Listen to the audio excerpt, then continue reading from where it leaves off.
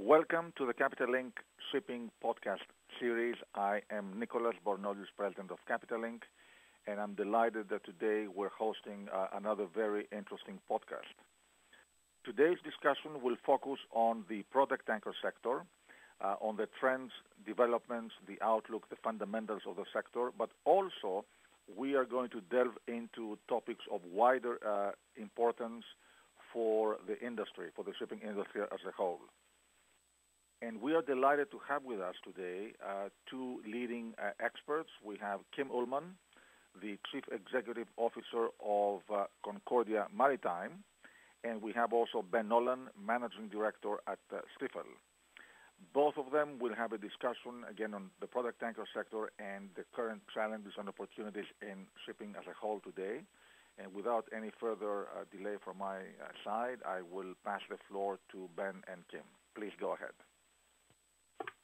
Great. Thank you, Nicholas, and thank you for this opportunity. And at least on my part, I don't know that it's fair to say I'm a leading expert, but I'll do my best. Kim, very happy to do this, and I thought maybe it would be helpful if we start with you maybe just giving a brief summary of Concordia and your position in the product tanker market. Okay, thank you very much. I'm Kim Ullman, and thanks for inviting me. I'm not sure I'm an expert either, but I certainly work with it every day and see the ins and outs of what's going on. Concordia Maritime is listed in Stockholm, and it is owned to 52% by the Stena Group. So we have the entire Stena sphere behind us, and we currently have 23 tankers. 15 of them are product tankers, and we've been around since 1984 in this current setup, and Stena's been around since 1939, and I've been with the group, the Stena Group, since 1983. So I've a long experience with tankers and with the Stena-related tanker business, no doubt. And today, as you correctly said, I'm the CEO of Concordia Maritime. Great. Well, that I think certainly does make you more of an expert than me. So now moving on to the topic for the day, specifically focusing on the refined product tanker market. I think for many investors, this one has been a bit of an enigma, and that we went through a period of time, really more than a decade, where the product tanker market had a solid, steady rate of growth outside of the one blip in 2008, and effectively nearly twice the rate of growth that you saw in the crude tanker market. But in the last few years, it seems like the demand growth has just not been up to that same level, despite the fact that global oil consumption has been rising. I'm curious if you can maybe give some color around what has been happening in the last few years that maybe has caused that disconnect. Yeah, okay, I'll try my best, and the simple answer is that stock draw has killed it all. And this is why, well, let's agree that neither of us are experts then, because you and I don't really know how the oil market is going to develop and who's going to stock up what and who's not. And that dictates the tanker market to such a big degree. The regions around the world have been, pretty much full with products for the last 2-3 years, or since 2015, 2016. And when the fridge is full of milk, there's less need for the milkman. He doesn't have to transport new milk every day. So, and that's what's been going on here. Stock changes are key to tanker market. The demand is fantastic. It's phenomenal.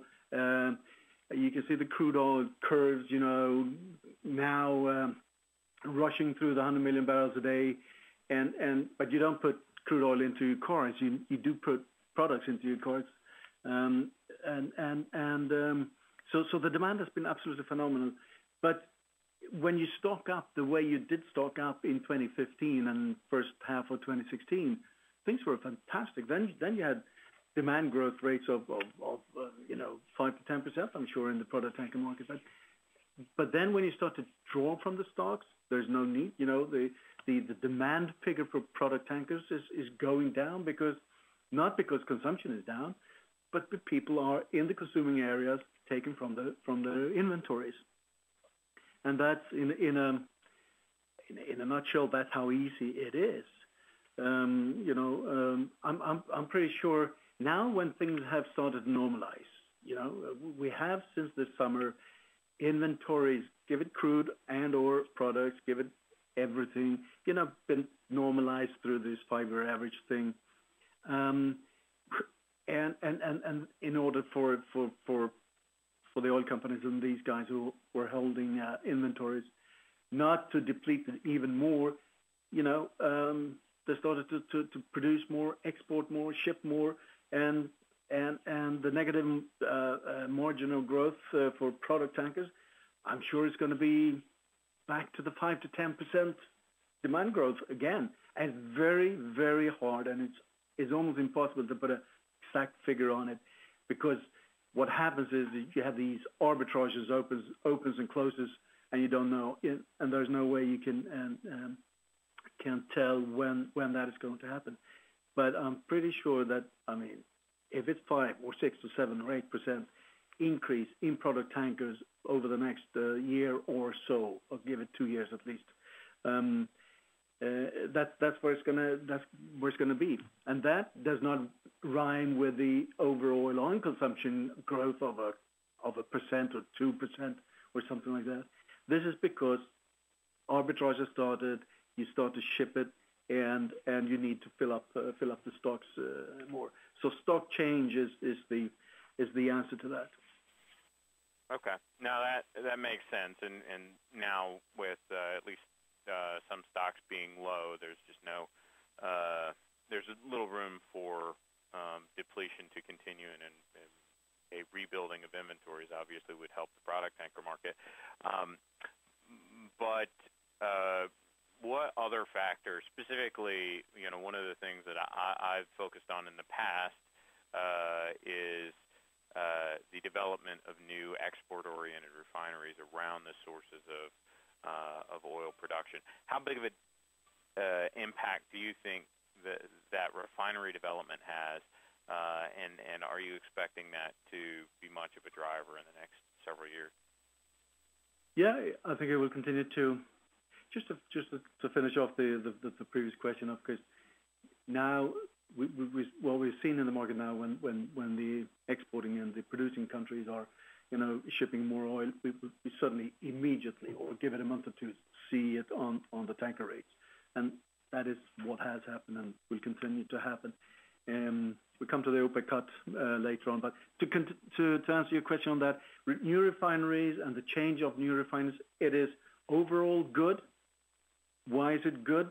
Well, product tanker market is the crucial word is volume.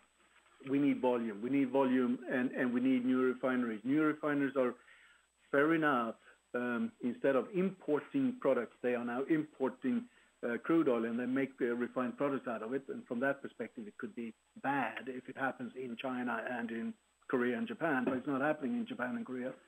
It is happening in China, but mostly and predominantly in the Middle East and India.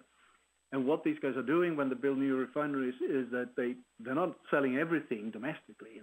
They produce a lot of things, and they start producing things that they don't need, and it starts again these arbitrage, and new trades come up and things like that. So it is a positive thing that new refineries are being developed. From that perspective, there's no doubt about that, because it creates more trades, and in particular in the MR side for the product tankers. Okay, and sticking with the demand theme, later today there is some expectation that OPEC is going to reduce their production a bit. Is that something that you could foresee having an impact on the refined product tanker side of the business, or how do you think OPEC action might play out as it relates to that portion market? Yeah. Well, I've been for years and years and years saying the same thing as everybody does in the tanker industry, that more OPEC oil is good for tankers, and that still stands. So from that perspective, you could say that less oil from OPEC is not going to be entirely good. But half jokingly, I say I'd rather take an OPEC cut than a US cut in production, because it's longer transportation, longer distances. So that's fine, and that seems not to be happening. And also, this particular time around, I think it's a little bit overreacting, but who am I to say? But because the inventories are relatively balanced as we speak, so I don't think it will be a long-lasting cut. There's no need to have it for a year and a half. I think it's a one-quarter thing, and they will start to realize in Q1 next year that, okay, they cut 1 million, they cut 1.5 million, and the inventories will start to get crucial again. And one should also remember that the OPEC cuts, the likely ones, is the reason for it is that we have high supply around the world, and it's not because of low demand. So that's a comforting factor at least. And then one should also remember that the oil prices, the lower oil prices as stands right now, sparks off good refinery margins, and the refineries are buying the crudes and producing the products and making good margins as we speak. And they need to do that, and they need to continue doing that as much as they can. They need to ramp up the production, and especially in the during next year when we have IMO 2020 coming, just around the corner, and there is an enormous shortage of diesel around the world. The diesel stocks, if everything else is average, diesel stocks are way down, and the American refiners are not producing it, and you guys have the wrong crude for doing it, and all of that, and Europe is not doing it. So the people who will do it is the Middle East and the Far East and the Indian refineries. So there's a lot of interesting new runs or trades coming up in that.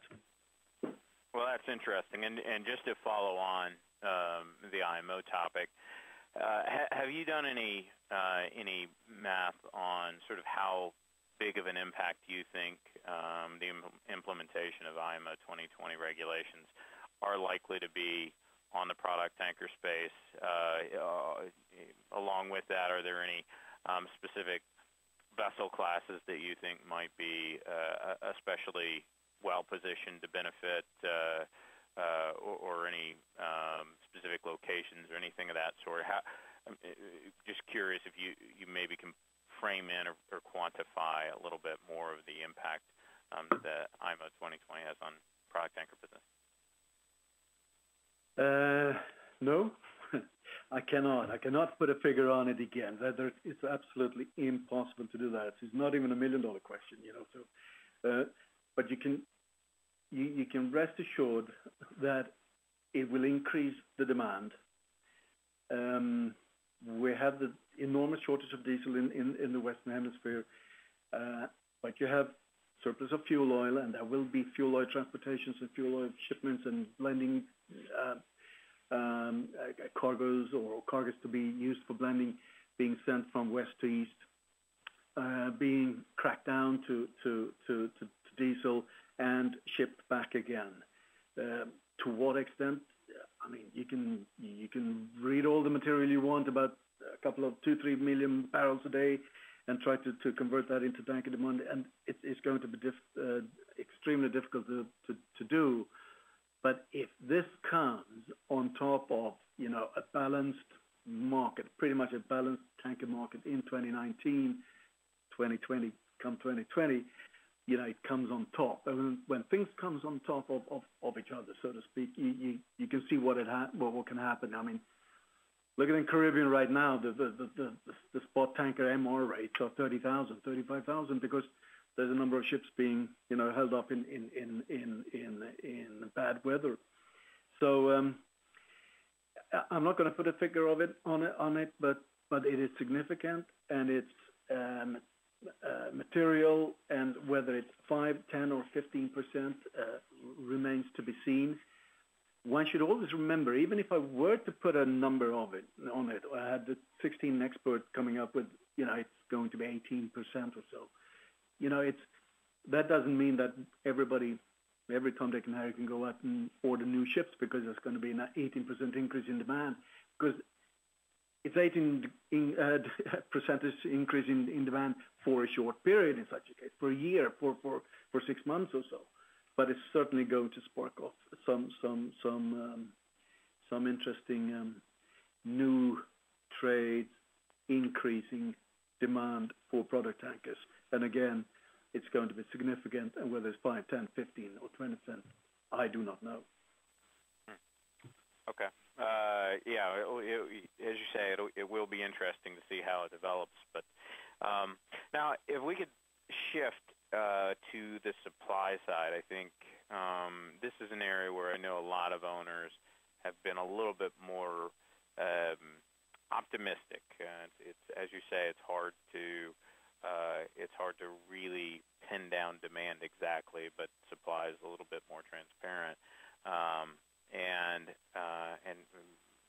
orders have appeared to be relatively low. There's been some scrapping, but could you maybe talk through what your level of confidence is in the market as it relates to supply, and how you feel about that? I think it's been very sobering over the last year and a half, in people actually taking the ships out of service at whatever age, 20 plus, and that's fine. And it's been quite a phenomenal rate of scrapping the last year and a half, as I said, and I think that's going to continue. There's very obvious reasons why this scrapping has come about, and obviously it is the bad market and the investments needed going forward to continue with the ships. There's always at least two sides of every coin, as you know, and of course the flip side now going forward with increased markets and 20,000, 30,000 here and there. Of course, there's one or two that's going to extend the ships a little longer than otherwise was expected. But all in all, to say one thing out of the two sides of the coin, I think the recycling, if you will, is going to continue at a relatively high level, high pace, not the same as in 2017, 2018, but a reasonably high level. It is still quite heavy investment that is needed for ballast water treatment, or to take it through a fourth special, and to take it through fourth special, I should say. And you have the higher bunker price that comes on top. So still think it will continue on a good pace. Okay, well, and sort of thinking through, let's say, the removal of vessels from the fleet, particularly for some of the larger long-range product tankers, there is a trend towards some of those moving from the clean trades to the dirty or the crude trades when they get to around 15 years of age. Is that something that you think is likely to continue, or how do you think through effectively the life cycle of a product tanker within the product tanker business, not just necessarily its useful life as a ship? Well, I don't think a 15-year-old clean tanker will go over to the dirty side. In a way, if anything, it would be the other way around if it's kind of clean enough, so to speak, because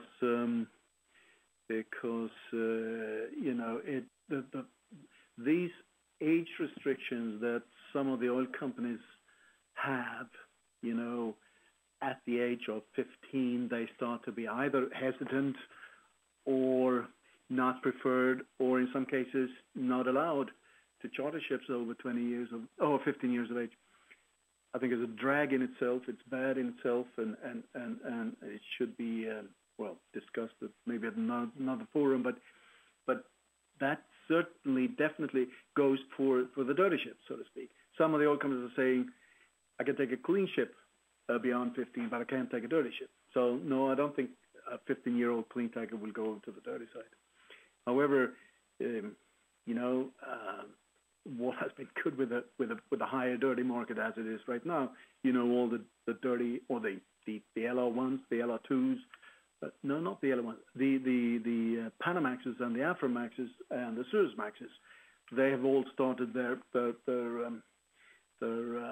life cycle with the first cargo of big slugs of clean products, and that we can see already now is changing. So they're not doing that; they jump straight into the crude market where they belong, and that's good. Okay, great. So just to kind of put a bow on all of this, as we look out over the next 2 years, could you maybe put on your forecasting hat a little bit, and how do you see the product tanker market evolving, and what kind of rates do you think are realistic for product tankers, MRs in particular, but just as a proxy, given sort of the macro supply and demand framework that you laid out? Yeah, sure. Well, things are looking much more balanced. We know that. We've been through all of that. We have the most crucial part is the normalized inventory levels, which is a foundation for a stable market going forward. It will go up, it will go down, and then quarter by quarter and changes. But generally speaking, it's reasonably balanced. We have high scrapping, we have low ordering, so it is a balanced market. In a balanced market, you asked for a realistic expectation and that's the fun part with tankers in a way that nothing is realistic. Mm-hmm. You can never put a realistic number on anything. Why should a product tanker make, $8,000 a day for an entire year when he needs 16 in a bad market? And why should he have, and then conversely, he in a good market, he makes 28. Still only needs 16. And these things are very hard to pinpoint. So, but the trend is definitely, it's up. And if a product tanker this year made 10, to put it in some kind of perspective, I'm sure it's going to be high teens next year, and I'm sure it's going to be call it lower 20s in 2020. That's perfect color. That I think frames things in pretty nicely. Certainly appreciate your time. I don't know, Nicholas, if there are any last bits that we maybe neglected to cover that you think are important, but I think this has been pretty helpful for sure. It has been very interesting, very detailed, and I think you covered all points. And then I'll provide, I will thank you both for being part of this podcast today, and I'll provide a closing remark. We have reached now the end of our discussion. And again, thank you to both Kim and Ben for your insight and for the very interesting and detailed discussion that you just had. I'd like to conclude by saying that the podcast is available on Capital Link's website at www.capitalinkpodcasts.com, and also it is available on iTunes and Google Play. As we know, Capital Link aims to bring weekly podcasts on critical topics for the shipping industry, discussed with industry leaders and decision makers as we did today. And that concludes our podcast. And again, thank you to both of you for being with us today. Great. Thank you. Thank you. Thank you.